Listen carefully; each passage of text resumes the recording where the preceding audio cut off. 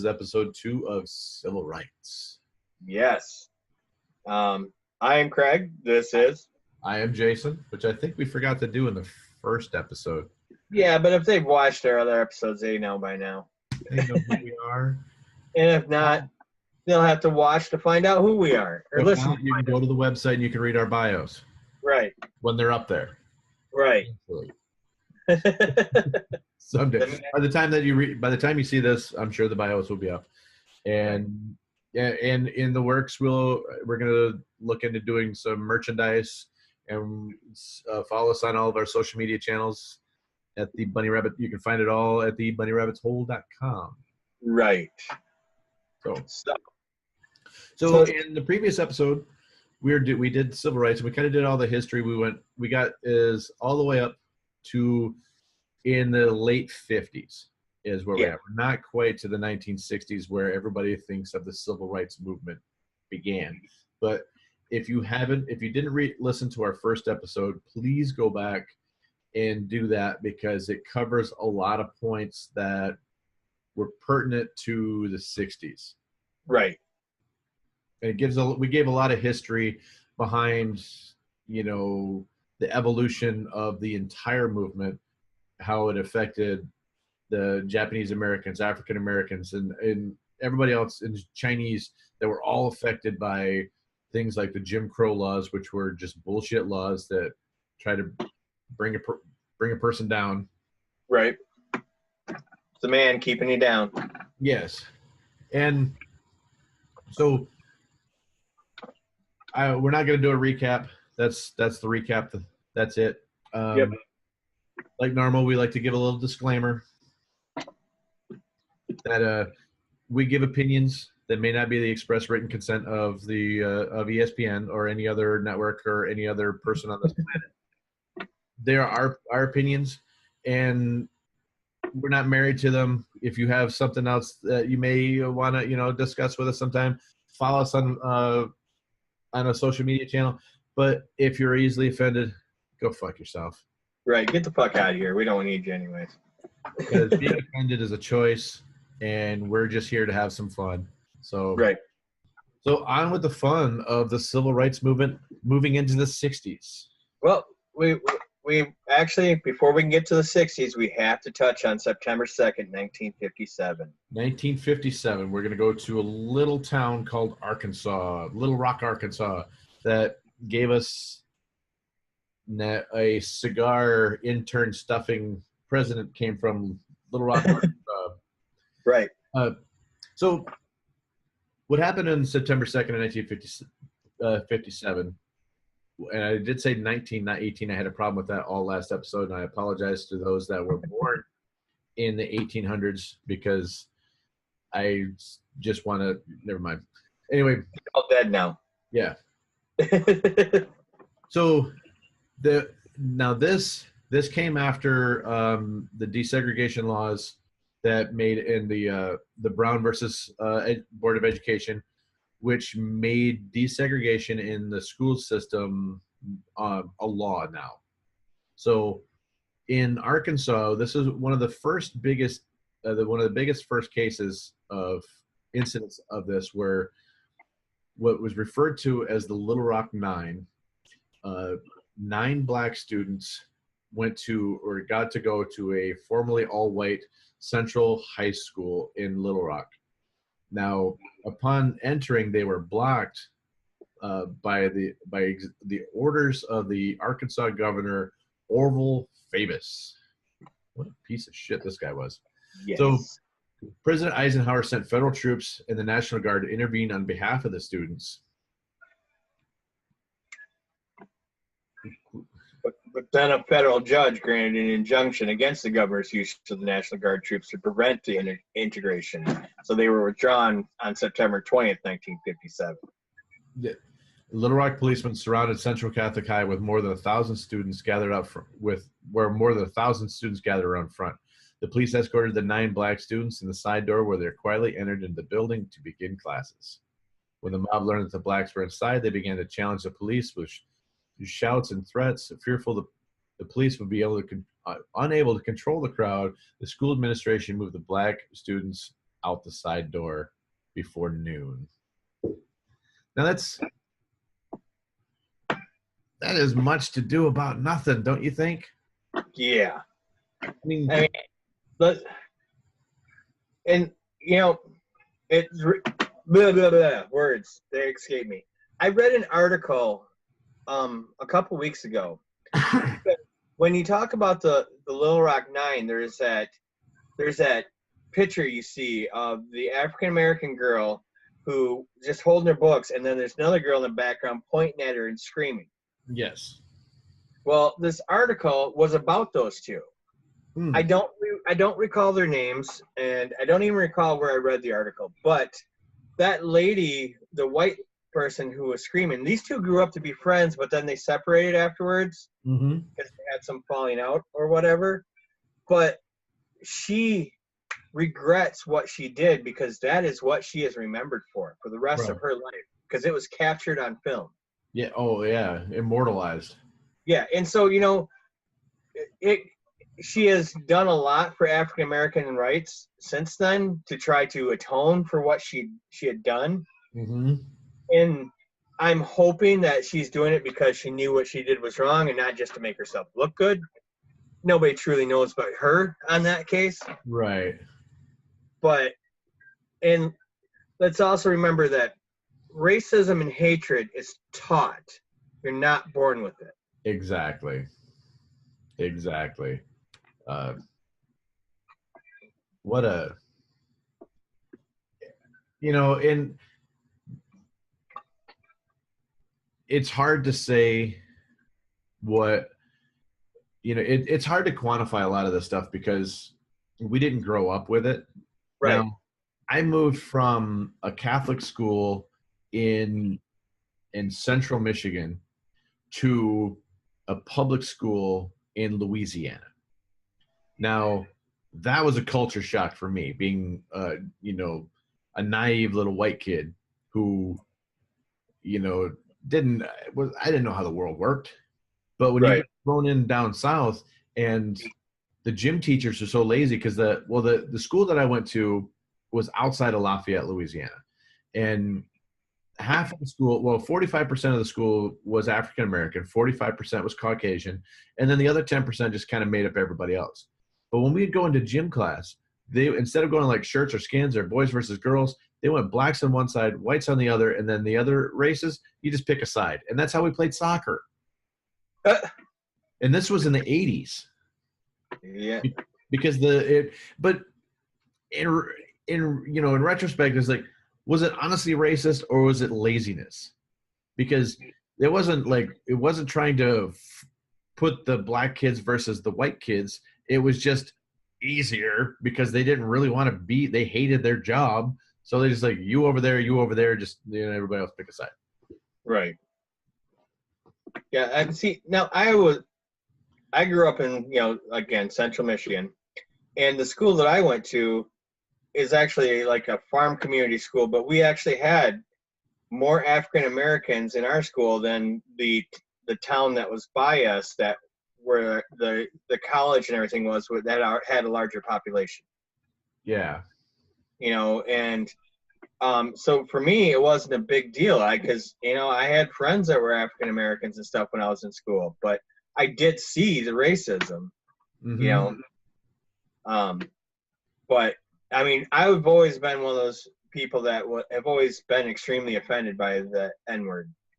Yeah. I don't like the way it sounds. I don't like the connotations behind it, because I hear that word and I just hear hatred. Right. Yeah. And there's several other ones that are bad too, that have meanings behind them that people don't know. I don't really want to go into those, but there's a bunch of homophobic slurs that are, basically they started from, these people were captured, thrown on a bundle of sticks and set on fire. And that's where the term came from. Right. You can look up the term you want. I'm not going to say it. But one of the things I wanted to say about the Little Rock Nine was one of the 9 students, her name was Melba, and I'm gonna slaughter her last name, Patelio. This poor poor girl actually had acid thrown in her eyes. Oh yeah. It there uh, and then she also talked about an incident where a group of white girls trapped her in the stall, and then the girls in the stall in the girls' washroom, and then attempted to burn her by dropping pieces of flaming paper on her from above. Like, what kind of a fucked up person does shit like that? I don't know. You know, there's some sad history in America. You know, there's a lot of people I don't like, but I would never stoop to a level where I would do something like that to them. You know what I do when I don't like somebody? I stay the fuck away from them. I avoid them. Yeah. I don't talk to them. I don't associate with them. I don't go where they're at. I do that shit with my wife when I don't want to talk to her. When she makes me mad or I make her mad, I avoid her. Right. So somebody makes me mad or I avoid them. Yeah. So it's like, you know, when people post shit on Facebook that I don't agree with, I don't comment on it. I scroll the fuck past it. Yeah. They've got a great little feature on Facebook now that you can mute those people. Yes, I've used that. And because then they don't see that you're not their friend anymore. But you don't have to see those stupid things, or it's like, don't you believe in Jesus? Well, I do, maybe, but that's Obi-Wan Kenobi. Right. And no, I don't believe in him because he did a horrible job. So we go from the Little Rock Nine, and now we finally break into the 1960s. All right. February 1st, 1960. Okay, so we're going to pick on North Carolina again because you're North Carolina. Right. And a lot of this shit happened in North Carolina. But the incident we're going to talk about was 4 African-American students from the University of North Carolina A&T began to sit in at a segregated F.W. Woolworth's lunch counter in Greensboro.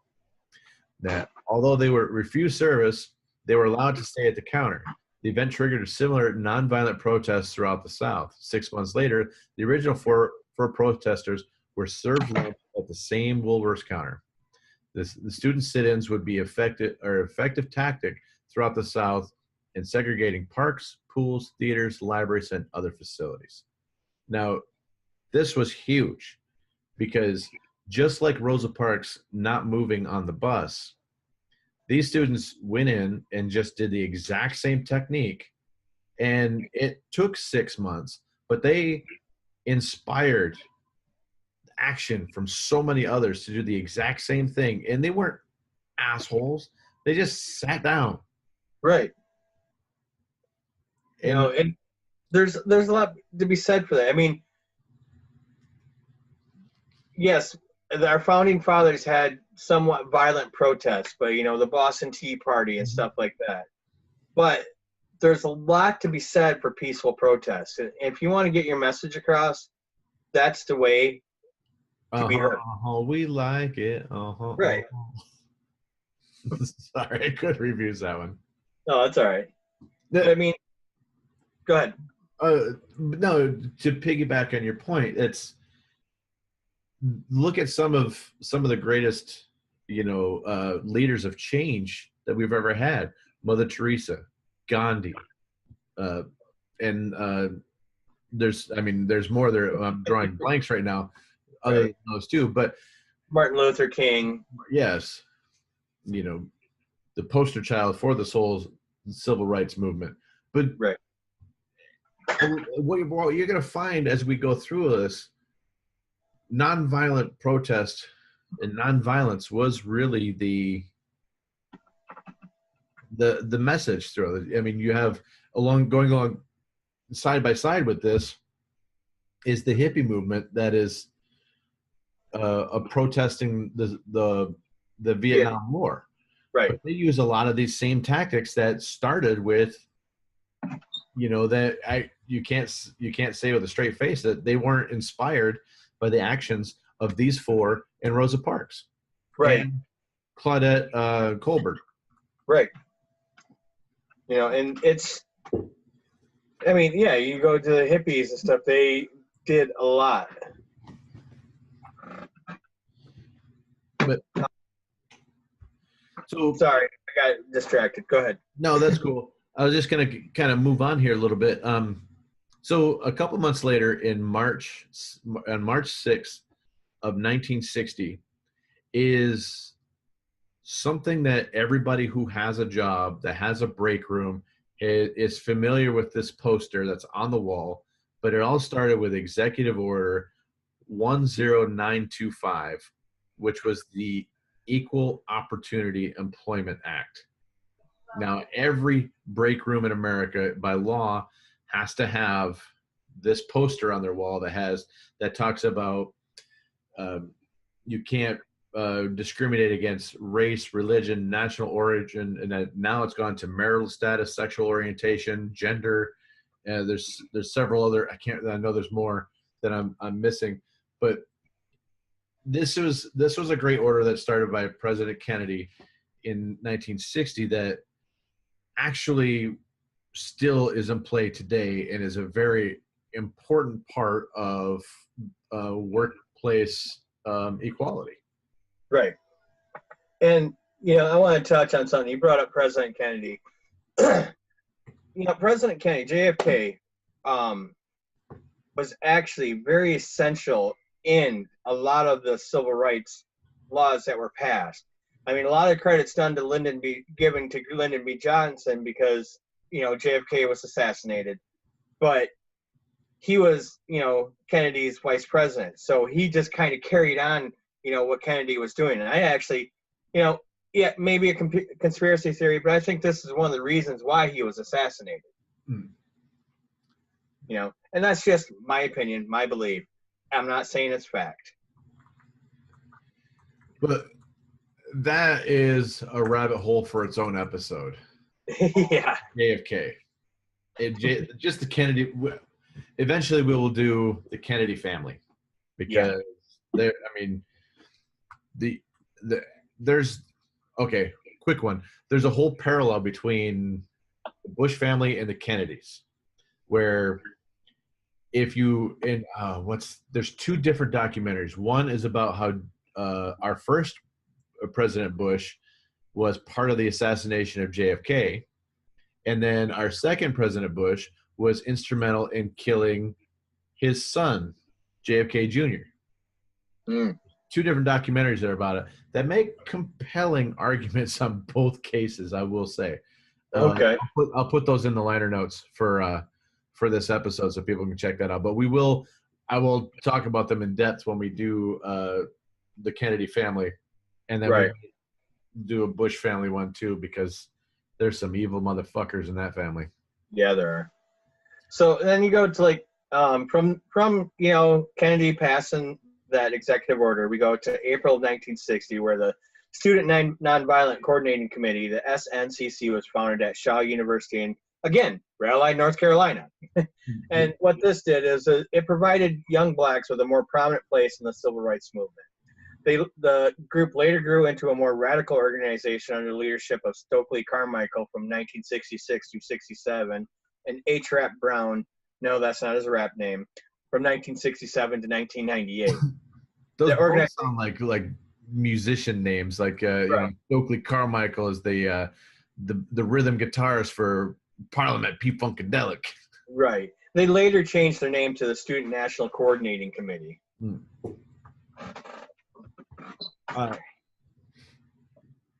I honestly really don't know anything about this group or these two individuals. I honestly do not either. But that's the first I've ever heard of them. So yeah, I've never. Good work on you guys. You guys did a great job getting your message out there. Right. So we're gonna jump ahead a couple years. We're gonna go down to October 1st in 1962. Yes. This is just a few months before President Kennedy is assassinated. Actually, like a month. Yes. Kennedy is assassinated. James Meredith became the first black student to enroll at the University of Mississippi. President Kennedy sent 5 federal troops to contain the violence around and violence surrounding the incident. Right. Now, it's funny now because I'm a huge college football nerd. I love college football, and you watch these SEC, the Southeastern Conference games, like University of Mississippi and Mississippi State, and you watch them play, but you see like the student sections, and they're primarily, or not primarily, there's a large populace of African Americans that go to these institutions. But just 50 years ago, 50 some years ago, this poor soul, or not poor soul, this brave soul, James Meredith, becomes the first one to attend one of these universities. And not just, okay, let's put things in perspective. I mean, we talked a lot about North Carolina, but when it comes down to it, Mississippi was probably right up there in the top 5 most racist states. Oh, yeah, they still are. Yeah. You have that Bible Belt area right there, and for some reason, Christianity and racism go hand in hand lately. Yeah. Yeah. But, so this man who is joining an all-white university where now it's not just high school kids or elementary kids, but grown adults. Yes. Racist grown adults who escalate things much more than bullying and stuff like that.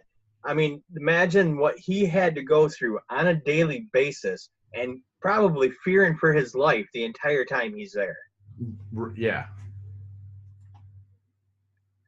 I mean, the fact that you had to send 5,000 troops to go down and take care of to defuse this situation because of violence and riots, because you can't tell me one man can't make change. If one man can go to Mississippi or go to University of Mississippi and 5,000 people have to come and take care of the carnage that happens because of it. Right.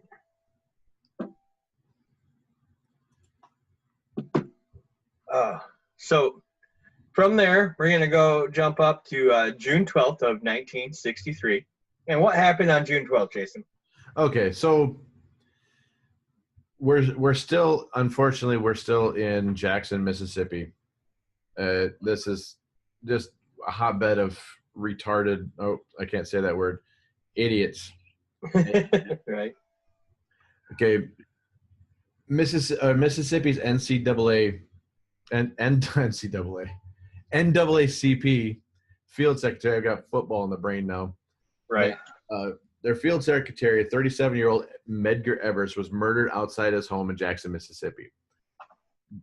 Byron D. La Beckwith was tried twice in 1964, both trials resulting in hung juries. 30 years later, he was convicted for murdering Evers. So he kills a guy in 1963 and doesn't get convicted till 1993. Yes.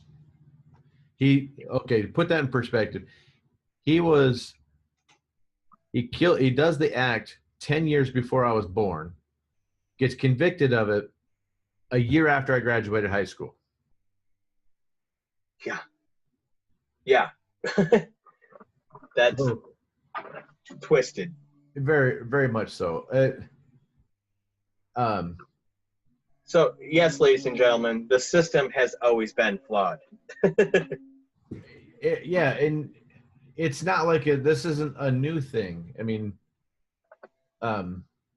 now this particular case actually inspired the movie Ghosts of Mississippi, directed by Rob Reiner in 1994, which was weird because Rob Reiner directed this movie a year after this man is finally convicted.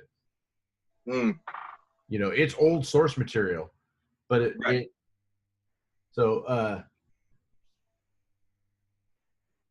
just it had James Woods, Alec Baldwin, Whoopi Goldberg. There was a bunch of things, and then the documentary "I Am Not Your Negro" that recounts the assassination of Medgar Evers. Okay. And I've not seen it, but we tried to watch it in Seattle once. It was at a film festival there, but we couldn't get in. It was full. Okay. So I mean, blah. So from there, we jump up to August 28th, 1963. And what happened here was more than 250,000 people joined in the March on Washington, congregating at the Lincoln Memorial. Participants listen as this is when Martin Luther King delivered his famous "I Have a Dream" speech. And this is a speech that I don't care who you are, what you are, you have at least heard, "I have a dream." Yes. You may not know the entire speech, but you've heard of it. You've seen the images. You've seen him standing there on the steps pointing. And I've actually recreated that picture on those steps when I went to DC, 8-10 years ago, in front of the Lincoln Memorial. I was looking at pictures on my phone, trying to triangulate about where he was standing. So I was probably within 30 or 50 feet where he was standing at that point. And I just kind of pointed forward. I just had my own little moment there. But he was looking at 250,000 people. I was looking at a reflecting pond that's more like a cesspool of sewage and duck shit. That's what I was looking at. That was vastly empty. I was so disappointed by going there because that whole area, that big reflecting pond that you see Jenny jump in and Forrest Gump and go, "Forrest!" That was like knee-deep muck, like slime and filth and just disgusting. And you had to literally tiptoe through duck shit or goose shit so that otherwise you come out with like cakes on the bottom of your feet because there was so much of it there. Okay. It was one of the most unkept cities I've ever been into in my life, and I was disappointed by all of that money that we send out in taxes that they can't hire a grounds crew to clean that stuff. Right. It wouldn't really even take that much. No, a couple of chlorine tablets, clean that thing out, a couple of chlorine tablets, and voila, you got yourself a pool. You can even get one of those solar-powered algae killing machines that just kind of float around. Yeah. And we've got one of those my dad's got one of those for his pool. Yeah, see, but none of that. It was disgusting. Right. It was disgusting. Well, moving on. I mean, we don't really want to. We don't really need to spend a lot of time on the I Have a Dream speech because everybody knows about it. And if you don't, go look it up. Yeah. Lazy bastards. Right.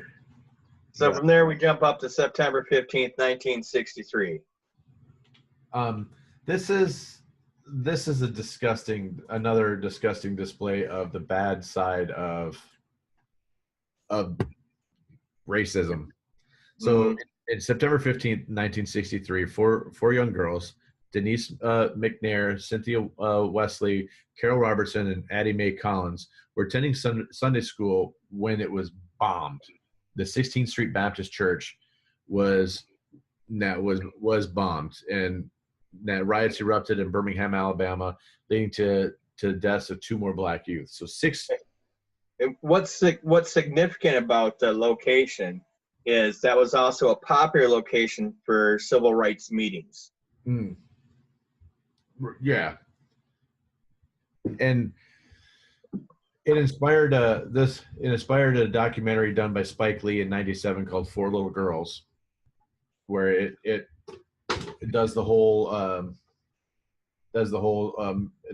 thing. There was a song in 1964 called Birmingham Sunday, which was sung by Joan Baez. God, she was depressing. Yeah, but the story is really depressing. Right. Yeah. It is. But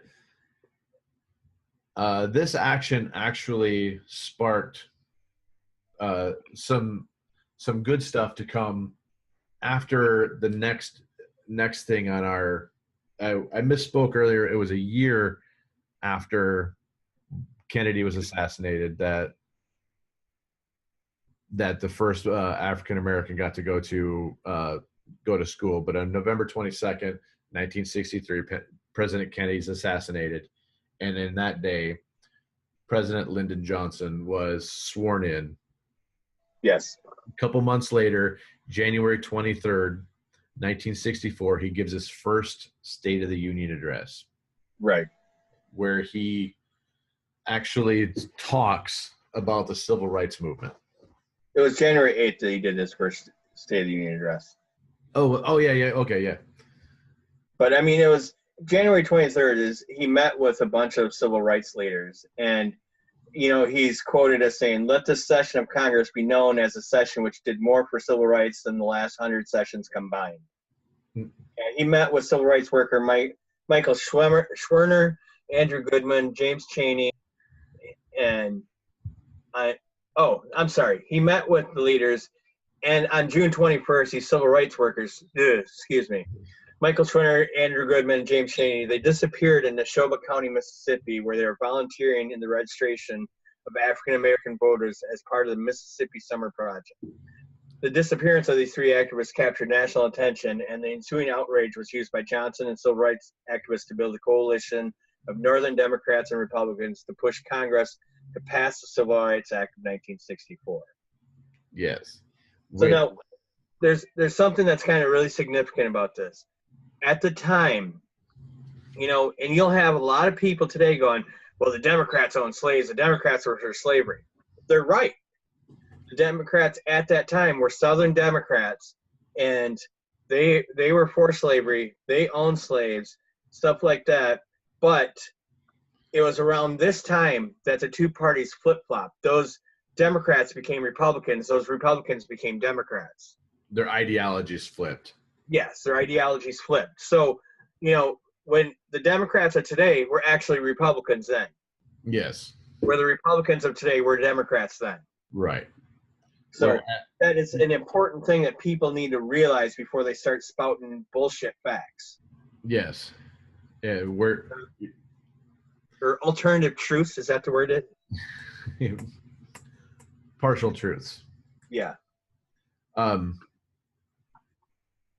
Something else that came out of this little time there was the 24th Amendment that came out, and it abolished the poll tax, which we're not going to really run into that too much right now because we did a big thing on it in our last episode, but this abolished the poll tax, and it made it easier for African Americans to vote. Right. And, from there, we go on to May 4th of 1964, and I really like this because it's called the Freedom Summer. And I'll let you run with this one. All right. The Mississippi Freedom Summer Project was organized in 1964 by a Council of Federated Organizations, which I believe we mentioned them earlier, hadn't we? I don't recall. Okay, maybe we did, maybe we didn't. It was the coalition of four civil rights organizations: the Student Nonviolent Coordinating Committee, which we talked about, the Congress of Racial Equality, CORE, which is still around today, and then the National Association for the Advancement of Colored People, the NAACP, and the Southern Christian Leadership Conference, which was Martin Luther King Jr.'s group.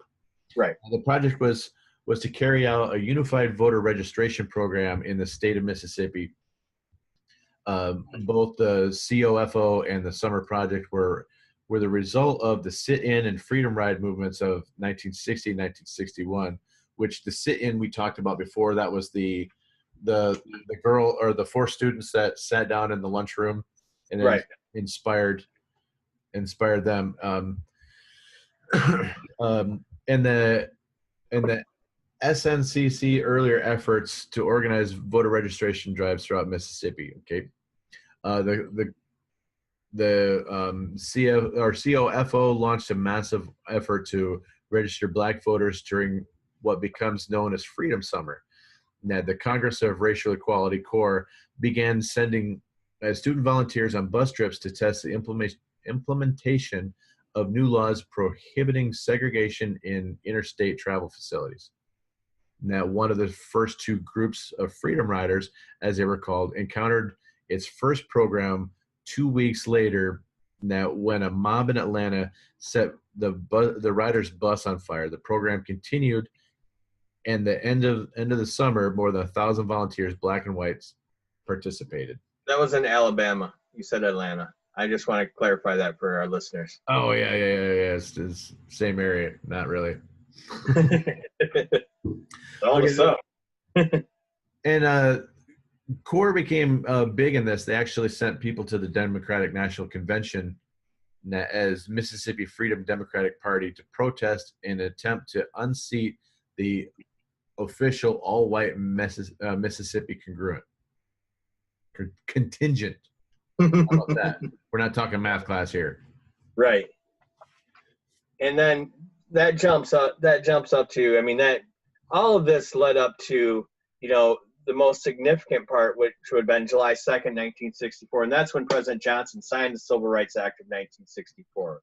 It was the most sweeping civil rights legislation since Reconstruction. The Civil Rights Act prohibited discrimination of all kinds based on race, color, religion, or national origin and transform American society. The law allowed the federal government to enforce desegregation and prohibits discrimination in public facilities in government and in employment. The Jim Crow laws in the South were abolished, and it became illegal to compel segregations of races in schools, housing, or hiring. Enforcement powers were initially weak, but they grew over years, and later programs such as affirmative action were made possible by the Act. Title VII of the Act established the Equal Opportunity Commission, the EEOC. And that's, that's around the time that they all switched parties. Mm-hmm. And, so honestly, Lyndon Johnson, I'm going to touch on this again. Lyndon B. Johnson did a lot for the civil rights movement. But I need to reiterate that what he did was he carried on JFK's plan. He took his plan and ran with it. Yeah, some of the stuff he came up with on his own. I mean, I don't want to take away from what he did, but this was really JFK's baby. Yeah. So the thing I wanted to talk about that was from 1896 to 1964, Jim Crow laws were on the books. They were still legal all the way up to that.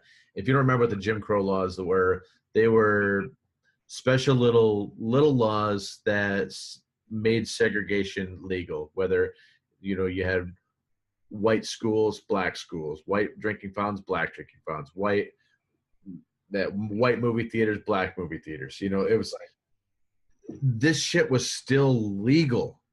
Yeah. Until this point, almost 70 years later. So they were on the books for almost 70 years until this came out, just before Independence Day. Yeah. Yeah. Looking back on it, there's one thing, I'm proud to be an American. I don't deny that, but I'm not proud of my country's history or what it's currently doing today. Yeah, there's a lot of shady shit that America does, and there's a lot of things that it does that we don't know about. But even just right here at home, we do a lot of bad shit. Right. So then we move on to August. I'm sorry. Go ahead. No, well, okay. Moving on here, you mentioned about the disappearance of James Chaney, Andrew Goodman, and Michael Schwimmer. Yes. I don't want to Schwerner to destroy his last name, but their bodies weren't they were in January of 64, was it? Yes. January 64. Their bodies weren't found until August 4th. Now they were found in an earthen dam. They've been working on registering black voters in Mississippi, and that went to investigate the burning of a black church. They were arrested on police speeding charges, incarcerated for several hours, and released after dark into the hands of the KKK, who had murdered them. Right. And one thing that's really significant about this too is two of these men were white. Yeah. James Chaney was an African American, but the other two were white men. Yeah. But as you know, I heard this even up into the 80s when I was in school, where people would call people the N lovers. Right. You know, that was a popular term, and they would sit there, and it would be a very derogatory term. Yeah. Now, this case was I won't say glorified, but it was brought to the American brought in American pop culture with the Alan Parker film in 1988, Mississippi Burning, starring Willem Dafoe and Gene Hackman. So if you want to know more about this, then that's a good representation of the facts of the case. So moving into 1965 in February, Malcolm X was assassinated. Yes. Now, Malcolm X was born Malcolm Little in Omaha, Nebraska, in May 19th, 1925. So he was born right going into the Depression. Right. World-renowned black nationalist leader was assassinated in the Audubon Ballroom in Manhattan on the first day of National Brotherhood Week. A black Muslim minister, revolutionary black freedom fighter, civil rights activist, and for the time, national spokesperson for Nation of Islam. He famously spoke for the need of black freedom by any means necessary. Disillusioned with Elijah Muhammad's teachings, that Malcolm formed his own organization, the Organization of Afro-American Unity and the Muslim Mosque Incorporated. In 1964, he made a pilgrimage to Islam's holy city, Mecca, and adopted the name El-Fajj Malik al-Shabazz. I think I slaughtered that. Yeah. But you did. He would be persecuted today for other reasons. Right. And the least of his things now would be the fact that he's an African American. Right. Yeah, because of, anybody in this country, all these people in this country's fear of Muslims. Yes. When Muslims themselves are a peaceful religion, you have radical offshoots of it, just like you do with any religion. And exactly. And how many branches of Christianity are there, and they all interpret the Bible a different way? Right. Yeah. So I was raised Catholic, and one of the things that as raised Catholic, what they tell you is the Bible is just good stories. Right. But you go away from Catholicism, you start getting into some of these other branches, and it is gospel. Yeah. Point. It is, but it's like not everything in it is gospel. Just the things that they want it to be are gospel. Like the Greensboro Baptist Church, they love Leviticus. Leviticus famously is the one that talks about a man shall not lay with another man. Is the anti-gay one that everybody keeps quoting. Well, you can't be gay. God hates gays. It's in the Bible. Well, there's a lot of crazy shit in that fucking book. If you're to get a divorce, then you have to stone the woman to death. That's in that fucking book. Yeah. But we can do it. We'll do a whole thing about how much I don't like people's interpretation of that book. I'm not going to blame the literature. I'm going to blame people's interpretation of it, because I could take Dr. Seuss and I bet you I could come up with some of the same crazy fucking bullshit that you come up with out of the Bible. Yep.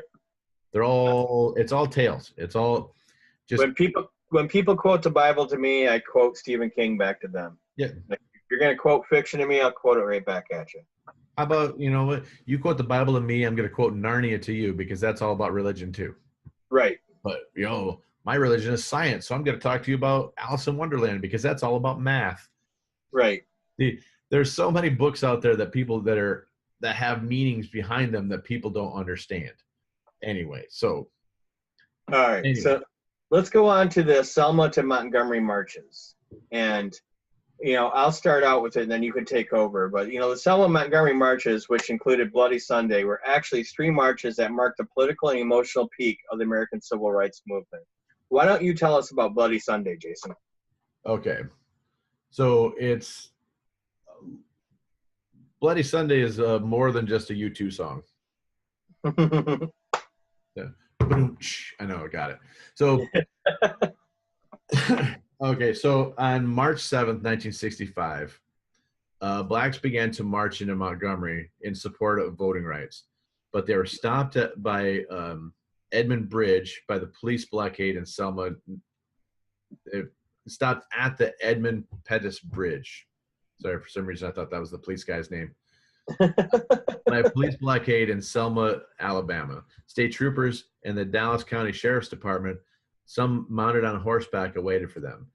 In the presence of the news media, lawmen attacked peaceful demonstrators with billy clubs, tear gas, bull whips, driving them back into Selma.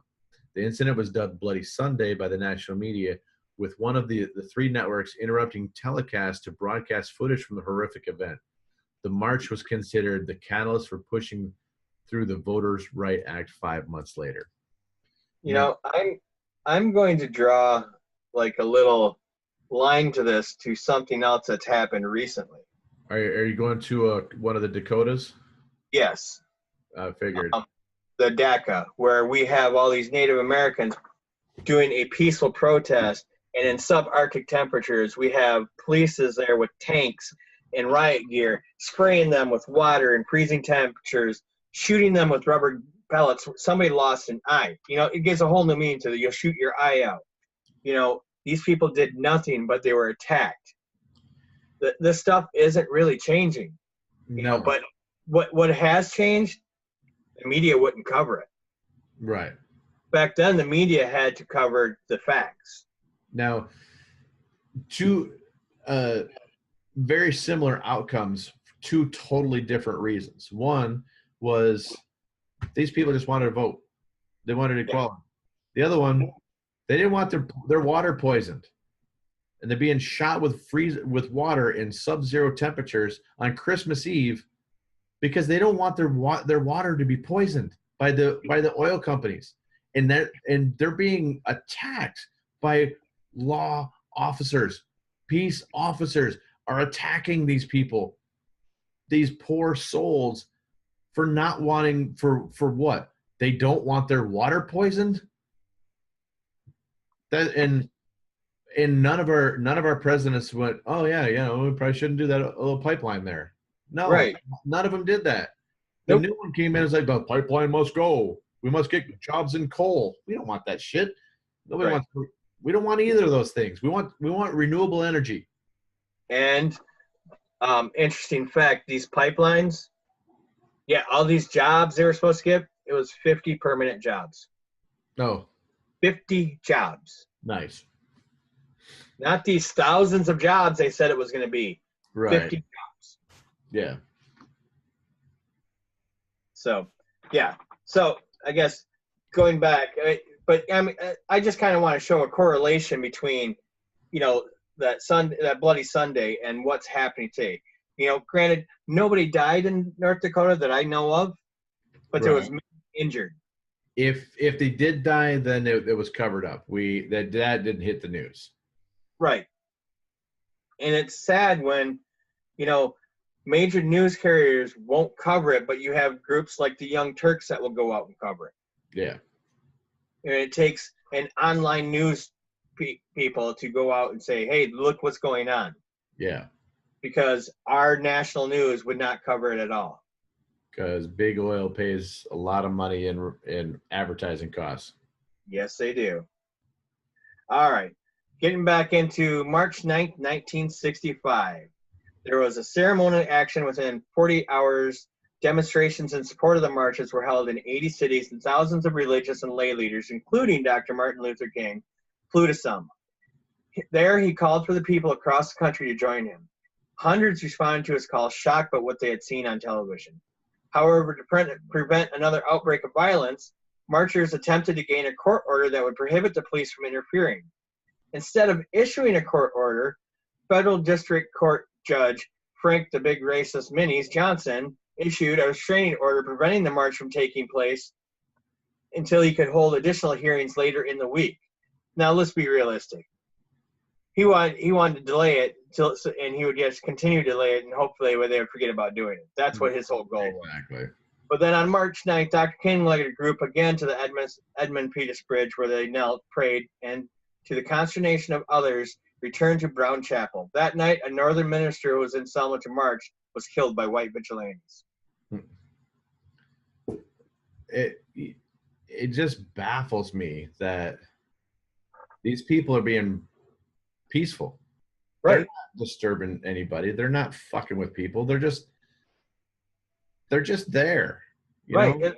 Well, it's like down in Ohio where that piece of shit white dude ran over protesters with his car. Yeah. I'm going to kind of make light of it, but I'm going to quote George Carlin. It's like, why hate somebody because of the color of their skin? Because when you get to know them, there's so many other valid reasons. Right. Right. But they killed a minister from the north. He didn't even live down there. It's sickening. It is truly, truly sickening. It's just like those tiki torch carrying motherfuckers that all of your fucking faces were on the news. Every single one of the motherfuckers should never get a job. I agree. You should live in squalor for the rest of your fucking lives. Well, chances are they already do. Yeah.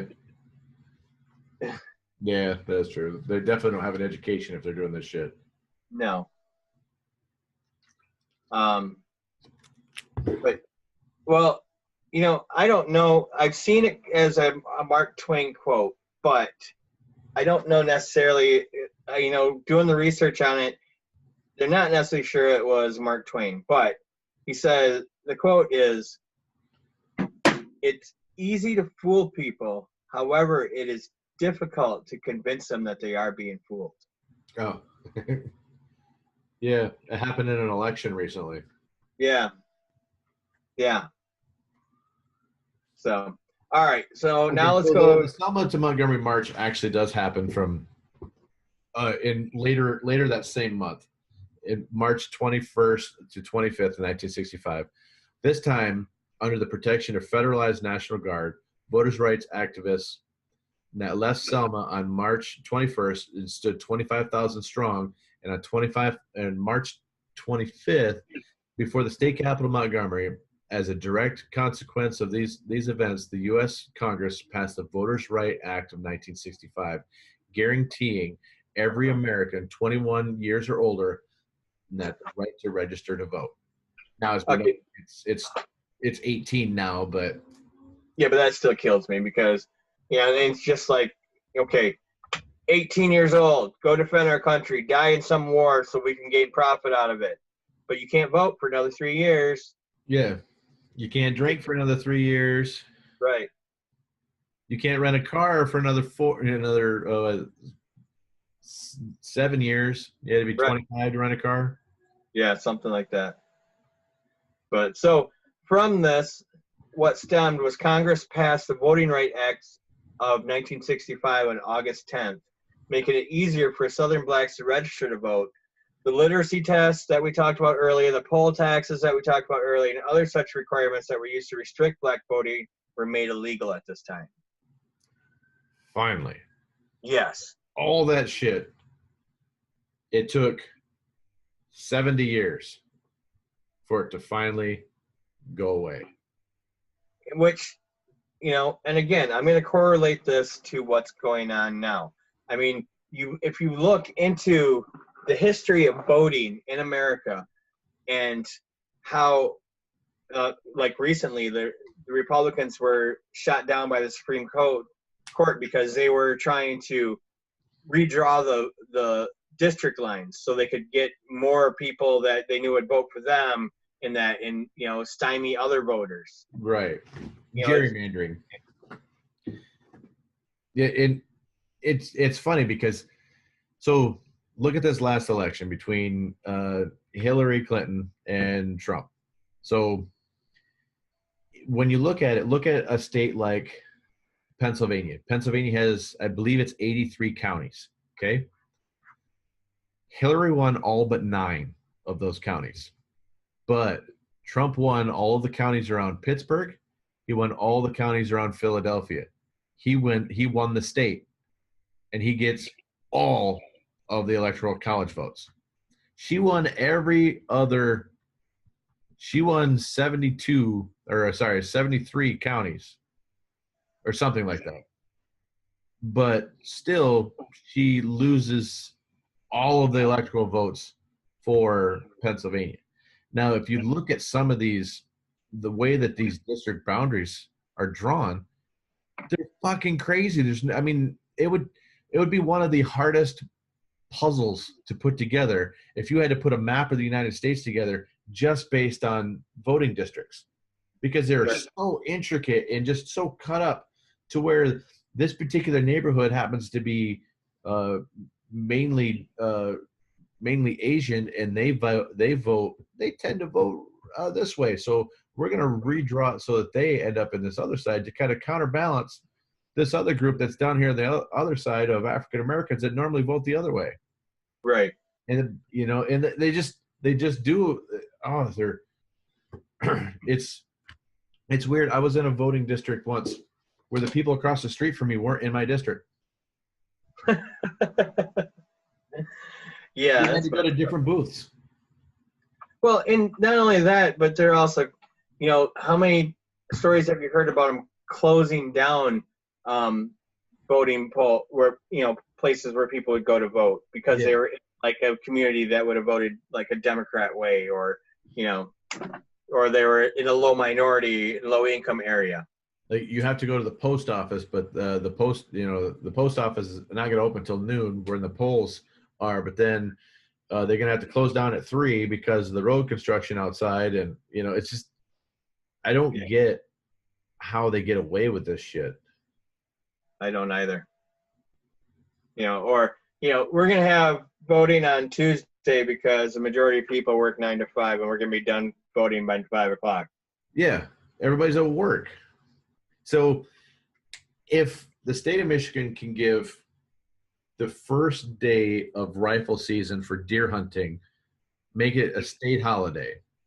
If we can give days like Columbus Day, for a guy who raped and pillaged and brought disease to the New World, if we can give him his own day, why isn't it voting day a national holiday every year? Because they don't want people to vote. Right. And now it's making it even easier to rig an election with electronic voting because, come on. No device you have is safe. Your cell phone gets hacked. Your computers get hacked. Your TV can be hacked by the CIA and the NSA. So you tell me that an electronic device, oh no, this one's secure. Bullshit. Right. It was actually, I believe in Georgia, where they brought in this 15-year-old kid, and he was able to hack the voting machines. Oh, nice. A 15-year-old kid can hack the voting machines. That's awesome. And everybody's like, well, try an absentee ballot. I don't trust people. I'm going to go there and freaking vote. Yeah. And I recommend all of you people go out and vote because it needs to happen. I mean, when we live in a democracy where we are allowed to vote for our leaders and only 48% of the people actually vote. Right. Something wrong with that. And of those 48%, probably 12% actually know what the hell's going on in the election. Right. Because let's be realistic. The voting, when you go in to vote, the way they write everything up, if you're voting like on a millage proposal or something like that, you have no fucking clue what you're voting for because it's written in lawyerese. Yeah. And so I live in an area, where I live is actually just north of Vancouver, Washington, which is essentially a suburb of Portland, Oregon. So we're on we're on the north side of the Columbia River in Washington, but all of our news stations are from Portland. So we get all of Oregon's news. So we know what's going on in what their governor's up to and what their ballot proposals are. We don't get any of that shit here, you know. So I know what's going on in Oregon, but I have no idea what's going on in the state that I fucking live in. Right. Not on television, and I don't read the newspaper, so I actually have to take time and try to learn all this shit before I do vote to make an informed decision. Well, that's like, you know, I live in a small college town, you know, and we have our local election. We have right now the mayor of the town I live in who just became mayor this year is running as state representative. That is something that, you know, she may be really good. You know, she's worked on city council and stuff like that, but you just became the mayor. And then 3 months after you become mayor, you're running for office. Right. Running for Senate. It makes me question your motives. Right. You know, and I could be wrong. She could have the best motives in the world. But, you know, stuff like that just makes you think, makes you wonder. Right.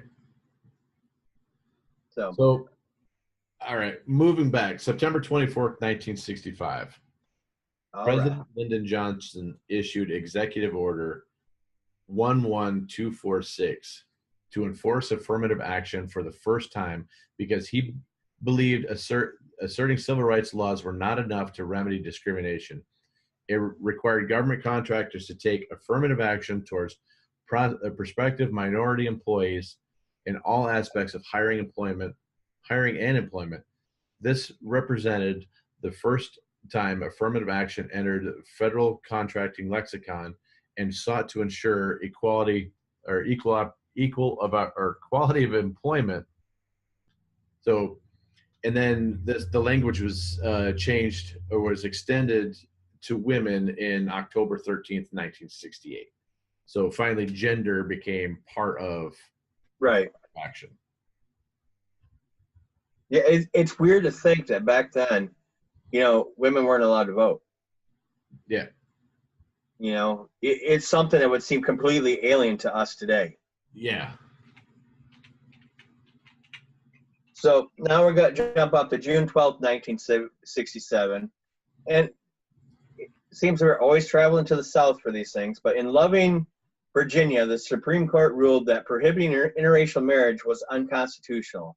16 states that still banned interracial marriage at the time were forced to revise their laws. Okay, I'm going to go out on a limb here because this whole fucking banning people from marrying people is stupid. Let them marry whoever the fuck they want to. It's not affecting your goddamn life at all. Exactly. If gay people want to get married, let them fucking get married. Let them suffer like the rest of us people that got married. Exactly. Amen, brother. And the argument that it's like, well, where's it going to stop? What if they want to marry a dog? Who gives a shit? It's like, so what? Then they're the dipshit that married a dog. But remember, in America, we care more about people abusing animals than we care about them abusing each other. That's true. That's very much true. Yeah. So, you know, it's everybody's always got well, where's it going to stop? Well, you know what? Where's it going to start? It's got to start somewhere. Yes. You know, and again, this has no fucking effect on your goddamn life. They're not forcing you to marry somebody of the same sex. Right. It's somebody else's life and happiness. Why do you have to have a say in how they can fucking live? Right. And the thing that I like to bring up in this case is like, okay, so, but why do gays have to get married? Okay. What if one of them gets into a car crash and is in intensive care? Unless they're married, that person cannot go in and see them there because it's only family at that point. And at that point, they're not married. So, and they're only a friend. They can't actually get to go in and see them. And it may, you know, what if they died in that ER or in the intensive care unit and they weren't allowed to see their loved one pass on? Right. And then when they do pass on, if there's not a civil union between the two of them, then, you know, that person is SOL for any kind of life insurance or pension plans or Social Security or anything else that would come from the unfortunate death of a significant other. Right. So that has to be, you know, and you can't get on another person's insurance, you know, without a marriage certificate. So there's a lot of other reasons for being married other than, well, it's not sex, so that's not one of the reasons to get married. So, Right. you know, But I mean, these laws, I look back at the laws that are on the books from years and years and years ago, mhm, and I can sit there and go, what the fuck are you thinking? yeah, So exactly. anyway, go ahead. Can't have your cows down Main Street after 6. It's Right. 2, Johnson. Get your cows out of here. I will cite you. All right, let's jump up to August 30th, 1967. All right. The Senate confirmed President Johnson's appointment of Thurgood Marshall as the first African-American justice of the Supreme Court after he served 2 years as Solicitor General for the United States. Now, if you don't remember, we mentioned in our last episode, Thurgood Marshall was one of the attorneys on the Brown versus Board of Education case in Topeka, Kansas, that helped pave the way for desegregating schools. And now he's one of the people that get to make those decisions for our country. Kind of wish he was still there. Me too. He was a good one. Yep. So, I mean, again, there are positives mixed in with all these negatives, and this is one of those major positives. Yeah. You know, I know the tone that we've taken with especially this podcast has been somewhat of a angry, kind of hostile tone, because looking back at this stuff, we're ashamed of it. You know, Yeah. we're ashamed of what our ancestors did, of, you know, in cases what our family have done. Yeah. You know, but to look at it now, and there's so many things that you can correlate from this stuff to what's happening today, because we have taken in the last 2 years this giant step backwards, and we're going to have to go through another civil rights movement of some sort. Yeah. There's going to be an awakening, a culling, or something that's going to happen here eventually. Yep. So there are 3 extremely sad assassinations that happened in the 60s. We mentioned the first one. Here's the second one. April 4th, 1968. Reverend Dr. Martin Luther King Jr. at age 35 was shot while he was standing on the balcony outside of his hotel room at the Lorraine Motel in Memphis, Tennessee. Escaped convict and committed racist James Earl Ray committed the crime. The networks then broadcast President Johnson's statement, which called for all Americans to reject the blind violence, yet cities were ignited from coast to coast. Okay, why is it that everybody who assassinates somebody has 3 fucking names? It's weird, huh? Yeah. Actually, they do that to try to get people to not name their children after them. At least that's one of the things that I've heard. Okay. But actually, that was third, because we talked about Malcolm X being assassinated already, too. Oh, yeah. So this was the final one. Okay, that was. Yeah. But, you know, the significance of this is, you know, this man was the face for the entire movement. Yes. You know, yeah, we had Malcolm X, you know, who was Malcolm X, but did a lot of good things. But, you know, Reverend King did it in a more peaceful manner. Yeah. You know, wasn't I and I could be completely wrong on this, but wasn't Malcolm X responsible for the Black Panthers? He was he was part of their movement. I don't remember exactly the entire involvement, but yeah. Right. And the Black Panthers were not a peaceful group. No. So that was part of Malcolm X at all cost. right. That ideology. Right. And I'm not saying that they weren't needed, because they were. And I'm not trying to knock what they were doing because they were trying to get things on track. But the way Dr. King did it was, to me, a more humble, ethical way of doing it. Let's do the peaceful protest. Let's not stoop to their level. Let's do things the way that we should do them. Yes. Now, there's a lot of shit out there about his assassin, James Earl Ray. Conspiracies where was he the real shooter? Was he a patsy like Oswald that claimed to be? But on June 10th of 1977, so about 10 years after this, Ray and 6 other convicts escaped from Brushy Mountain State Penitentiary in Petros, Tennessee. They were recaptured on June 13th, so they were only gone for 3 days. But a year was added to Ray's previous sentence, increasing it to 100 years. While serving in the early 1980s at a Tennessee State prison in Nashville, Ray asked to be interviewed by local news media on the anniversary of King's death. Now, that's pretty fucked up. Yeah. That on the anniversary of the death, you're the assassin. Why the hell would they grant that interview on the anniversary of his death? Yeah, it's glorifying it. And I've gotten into arguments with people because they want to talk about these shooters that are doing that and this and that. I'm like, you're giving them what they want. Yeah. I'm not saying, you can't talk about it, but when you're flooding social media with it, this person's 15 minutes of fame went to 10 years of fame, followed by 20 other people that copycat them. Right. Yeah.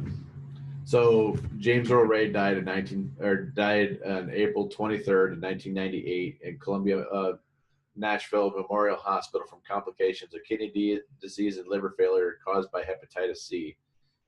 His brother Jerry told CNN that his brother did not want to be buried or have his final resting place in the United States because of the way the government treated him. And so the body was cremated and his ashes were flown to Ireland, the home of his paternal ancestors. Okay. So yeah, so that's that. Yeah, that was. There's a lot of conspiracies around. Like I said, there's a lot of conspiracies around James Earl Ray, and there are on every assassination that every political assassination or anything like that. Yeah, in '97, before his death, he met with Dr. King's son Dexter had met with him and asked him straight to his face, "Just want to ask you for the record, did you kill my father?" Ray replied, "No, I didn't." That was a year before his death. So he held on to that for a long time. He held on to that to the day he died, that he did not do it. So take that information and do with it that you wish. But we're going to move on to April 11th, 1968, where President Johnson signed the Civil Rights Act of 1968 prohibiting discrimination in the sale, rental, or financing of housing.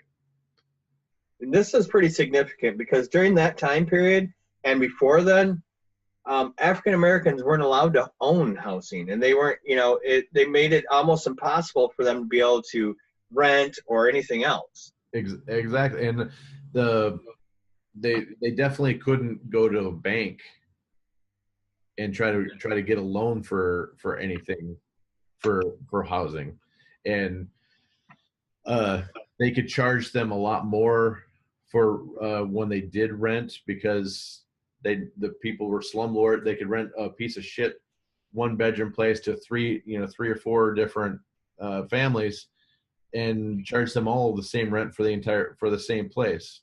Right. And they did this a lot in, slumlords would do a lot of this. And I'm sure they probably still get away with this shit in some of the bigger cities. Well, Jared Kushner does. Yeah, that's true. All right, so now we jump up to 1969, where we start talking about another president. I am not a crook. I am not a crook. Nixon. Yeah, so this is when President Nixon's Philadelphia order presented goals and timetables for reaching equal employment opportunity in construction trades. It was extended in 1970 to non-construction federal contractors. So, I mean, yes, Nixon, Watergate, bad guy, did do some good things. Yeah.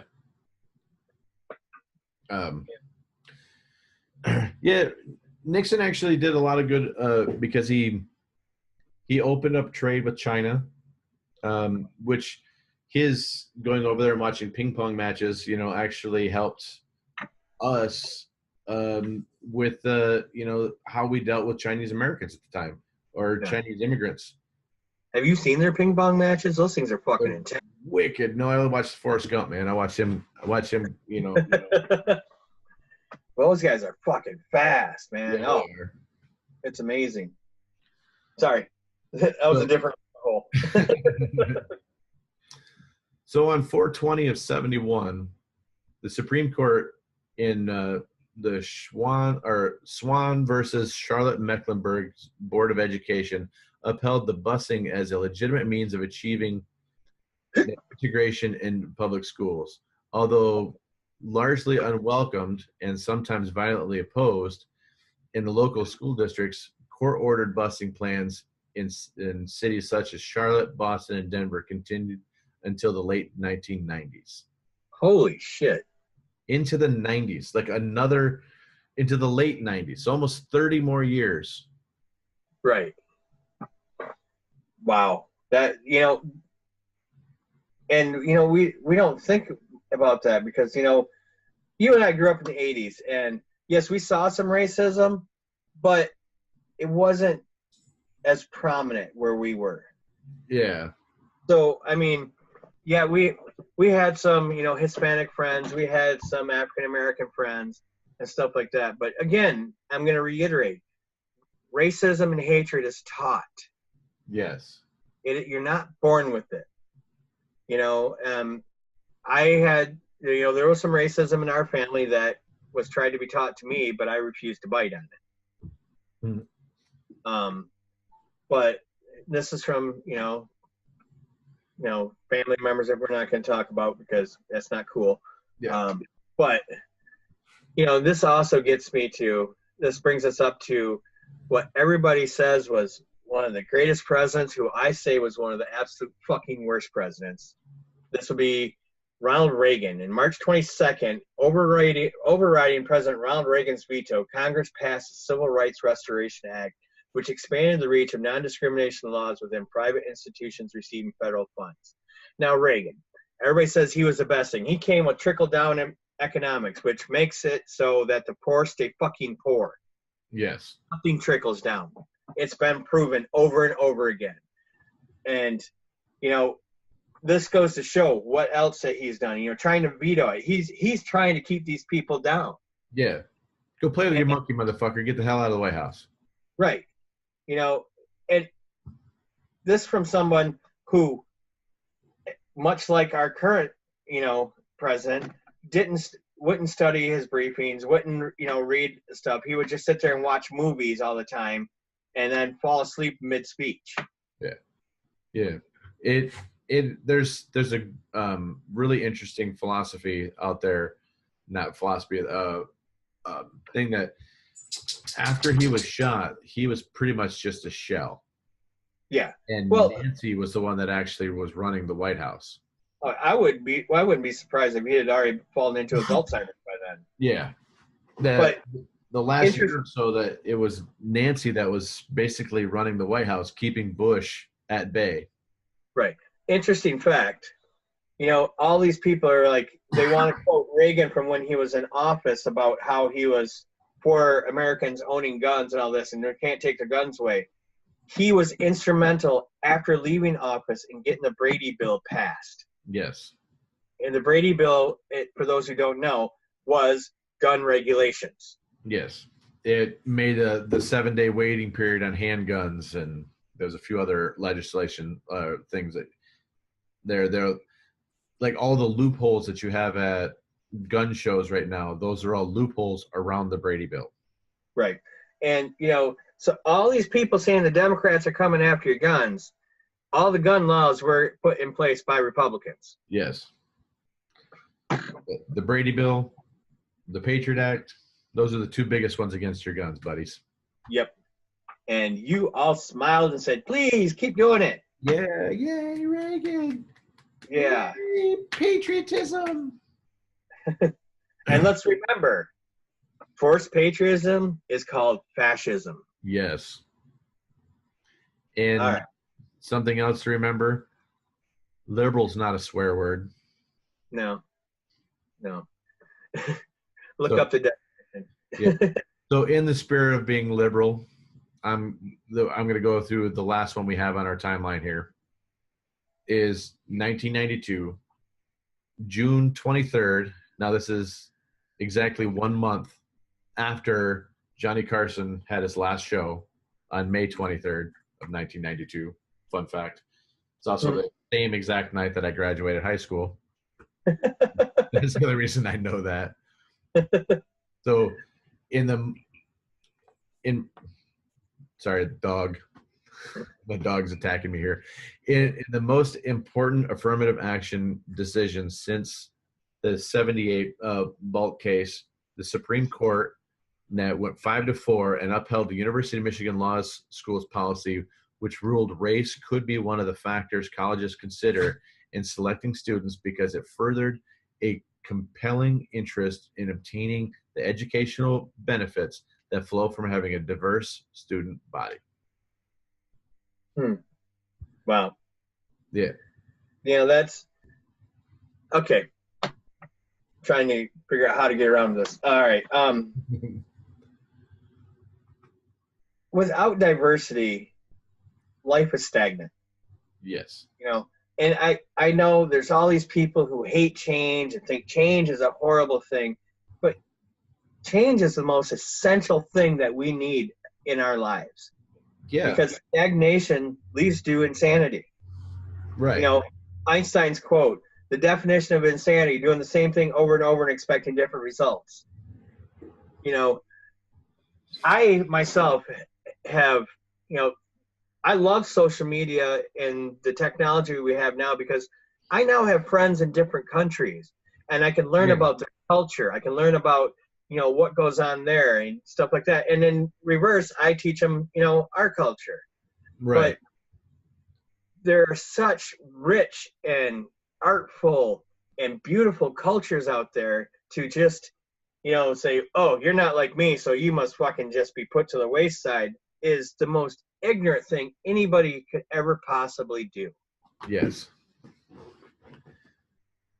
Sorry, Yes. that was my little shoebox moment. My little shoebox moment will be this. Generations ago, there was a bunch of brilliant people that made us a one drinking fountain society.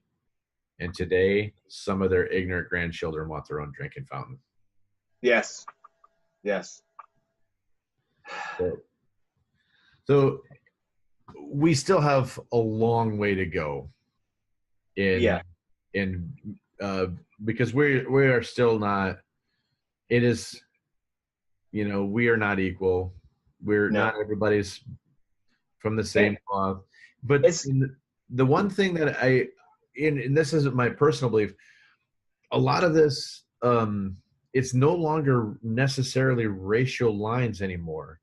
The way everything is going, it's heading towards economic lines, and it's going to be between the haves and the have-nots.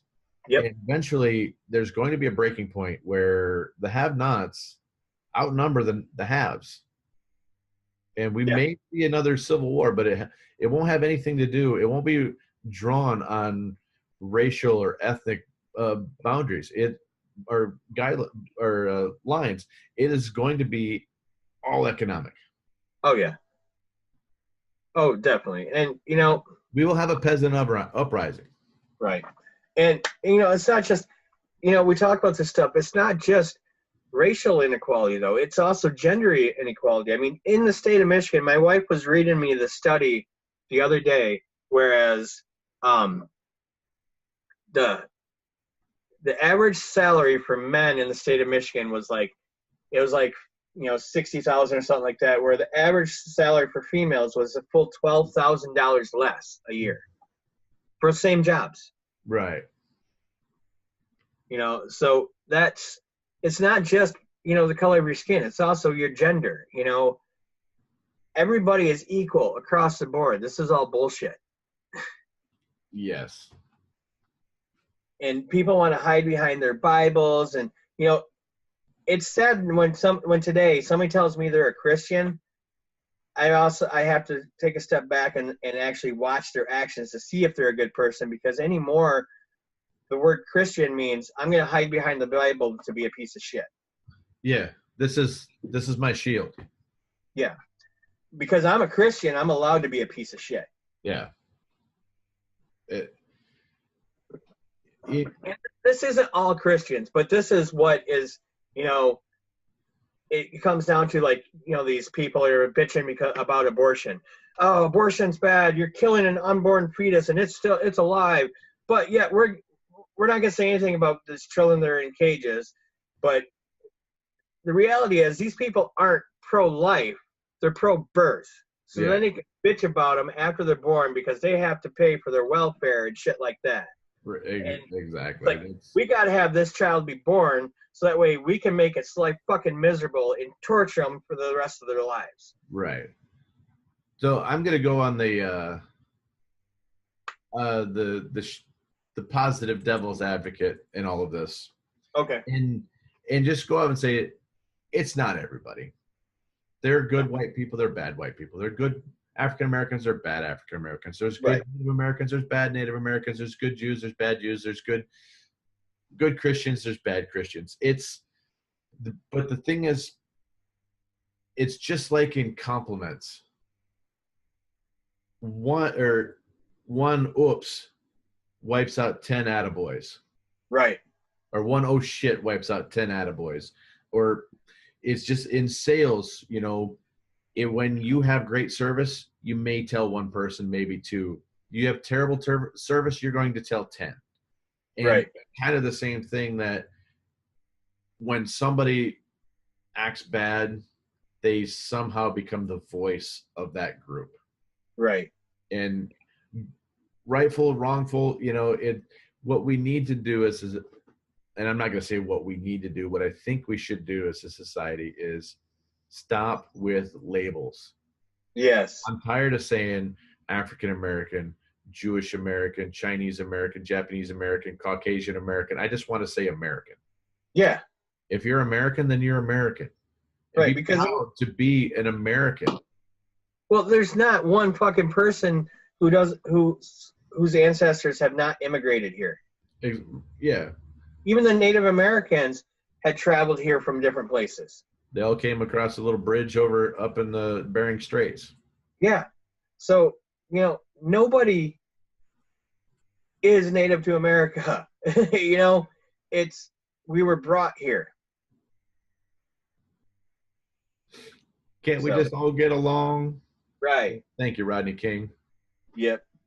All right. I think this will wrap up episode 2. So to summarize it, we kind of talked about from 1960s up with the civil rights movement. We went down a couple of different rabbit holes. We knocked on President Reagan. As his Alzheimer loving ass and Alzheimer monkey loving ass. Yep. So, and his just say no wife. Yeah. Crazy bitch. Yeah. Basically the wasps. Yeah. Exactly. So, but yeah, that was the history of the civil rights movement here in America. And like we mentioned at the beginning of each episode, it was a little bit more serious one than what we normally do, but we promise to lighten it up with the next episode. And the next episode is going to be successful prison breaks. Yeah, we're not going to talk about that bullshit TV show either. Fuck them guys. Yep. So we're going to be getting into the down and dirty. Yes. So from me, Jason. And me, Craig. Now we'd say insert tagline here, and you guys have a great day. Yep. Peace out. Bye. Bye.